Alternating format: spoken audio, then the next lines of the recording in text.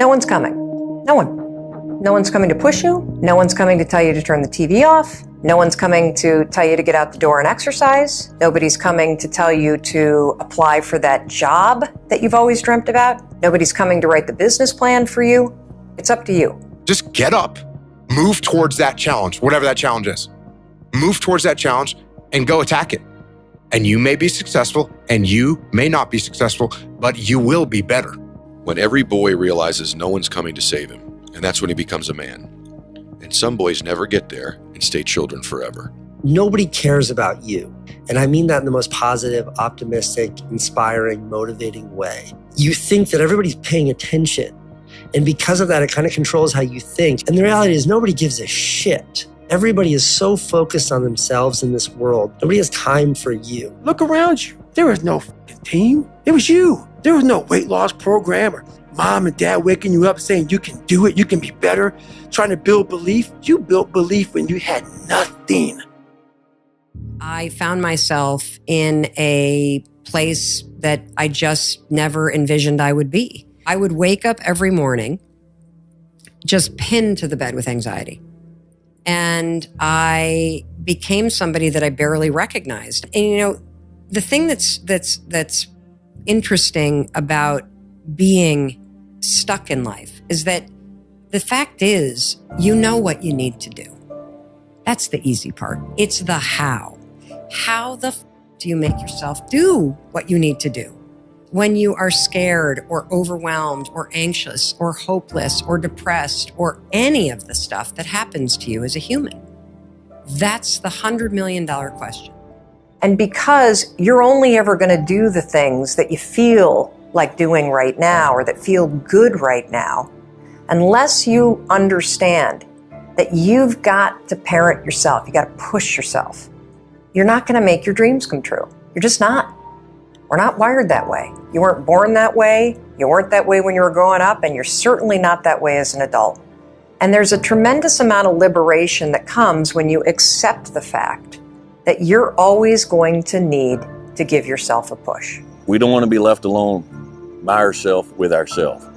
So we come in and we sit down and we get on our phone, or we turn on the TV, or we go wherever, we do whatever, because we don't want to face the reality of being by ourselves with ourselves. Start making yourself a companion that you're comfortable with and become comfortable in your own skin. I've trained 99% of my life alone. No one pat me on the back. I did all of the work alone. And while I'm still hard on myself, I know what I did. You know, if you're going to create anything of value in this life, you're going to, even if it's with other people, you're going to have to be willing to be on your own for a bit, to forage on your own, to take walks alone. I just have bad news for everybody. Nobody cares that you don't have time to practice. Nobody cares that you didn't grow up with money. Nobody cares that you came from a bad neighborhood. Nobody cares about your problems. Stop with the pity party. Stop feeling sorry for yourself. And remember, no one is going to save you but you. Save yourself. It seems like my version of personal development requires me to fall into a hole or dig one. And then I realize nobody's coming to rescue me. And if I want to get out of the hole, I'm going to need to build a freaking ladder. It doesn't sound good to say that you're in control, that nobody's coming to save you, but that's what works. And so if you take Kobe Bryant's advice, which is that boos don't block dunks, and the idea that you can get so good at something that people can't stop you from succeeding. And I promise you, every single person who wants to do something with their life and has done something with their life has gone through the exact chapter that you're going through. And it's the lonely chapter. It's the chapter where you don't fit in with your own friends, but you don't have the outcomes yet to fit into a new group of friends. And you're going through this and you're like, is this even worth it? Because you have no signs of success. But if there's anything that you can take away from what we're saying right now, is that the sign of success is the hate that you get along the way. First of all, nobody is coming. I mean, if you've been sitting around waiting for somebody to discover you, to pick you, to save you, to rescue you, to give you your shot, it's not happening. Like, at some point, you got to wake up and realize when you're 18 and you're out of that house, you have to parent yourself. Your life is your responsibility. No one is going to save you. We can't do this for you. This journey predominantly must come from you. It's not what other people think. It's your life. But if it's your life, you got to be willing to pay the price. There are going to be seasons in your life where nobody is coming. Nobody's coming to support you. Nobody's coming to help you. Nobody's coming to save you. No one is coming to rescue you. You got to pull yourself out of the pit of misery and put the work in. Everything about it is accountability. Everything about it is self-discipline. Everything about it is no one's going to save you. No one's going to come out of the woods and say, hey, I got your back, man. I want to take you from all this shit. I got to do it all on my own now, you know? But that's the truth. I had to do it on my own, you know? Just like he did. You got to do it on your own. Sometimes you just have to have the ability to save yourself. I'm not going to say it was easy because it wasn't, but I had to learn it. You have to take your own responsibility. No one's going to save you. You have to do it. You got to learn to pick yourself up on your own. A lot of times these fights and these battles, you got to be your own coach. You got to be your own motivator. You got a long journey ahead of you because you're going to find out that while your dad did a lot of shit to you, you're going to have to make it on your own.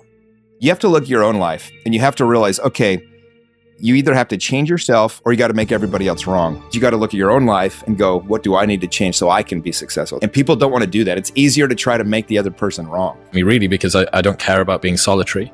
I don't care about being on my own. I don't care about taking risks because for a very long time I was, in any case, on my own. And everything was a risk. Going to school was a risk, or going out for lunch was a risk, or whatever.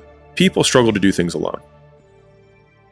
And the path of the exceptional person is one of an exception, which means that you are not with other people. And rather than fighting that or bemoaning it, see it as an indicator that you're on the right path. Because if everyone else were cheering you on, then it means you're not in the right place, because it means you're just like everyone else, and that's not where you want to be.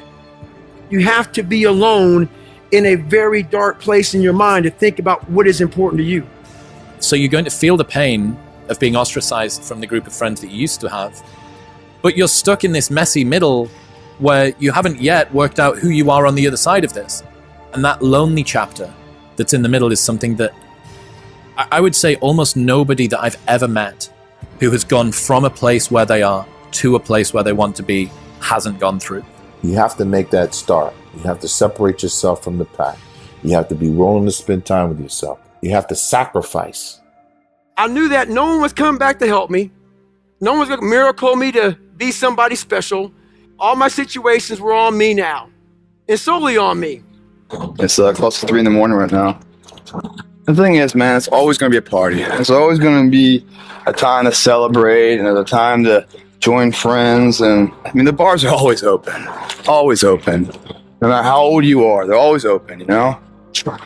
What's not always open is the opportunity to check the box in life, you know, to achieve your dreams. That's not always open. I'm talking about right now. The small steps in between the big successes that everyone sees. No one sees this. Right now, I'm saying, like, there's a confidence to it, man. There's a bad motherfucker that's right here, you know, that's getting ahead of the competition. There's an overwhelming sense of fulfillment and pride and satisfaction with that. Successful people have mastered the art of spending time alone. When I get time with myself, and I get in my head and I get in my heart and I understand my behaviors and my belief systems and my parameters and what I need to do and how I need to sow and where I need to send my energy and how I need to execute in the day. It's a superpower when you spend that time alone and you can think and you can pray and you can meditate, and everybody's not in your mix.